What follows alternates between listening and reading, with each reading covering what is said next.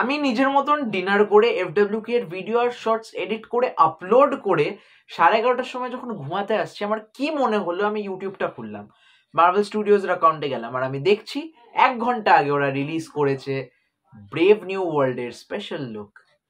তখন আমার মনে হচ্ছিল যে ভাই এটা আগে দেখলে বেটার হতো, বিকজ আমার একটু ঘুম পাচ্ছে, maybe I am looking sleepy, I don't know, but আমার সামনে বিছানা পড়ে আছে আর আমি এখন ভিডিও বানাচ্ছি, অলদো আমার প্রচুর ঘুম পেয়েছে। এনিওয়েজ, তো যখন ক্যামেরাটা অন করেই নিয়েছি, তো চলো রিয়াকশনটা রেকর্ড করে নিয়ে ওপিনিয়নটা দেওয়া যাক। So 3, 2, 1, captain America brave new world special look, let's go. You know I've been no fan of heroes, but even I can't deny the good that you've done. You can't, Trust me, brother. Sam. Country needs Captain America. This logo. The world is on the brink of war.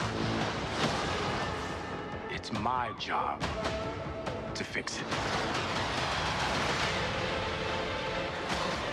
What if it's a trap?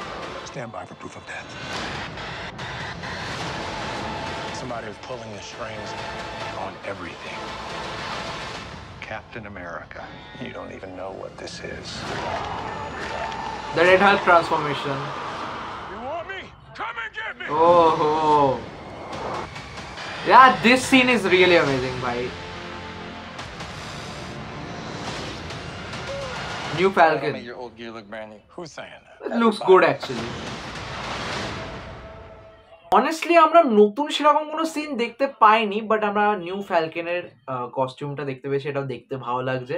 কয়েকটা নতুন beautiful cinematic shorts পেয়েছি, যেটা এই movie সিনেম্যাটোগ্রাফিটাকে show করছে কি লেভেলের।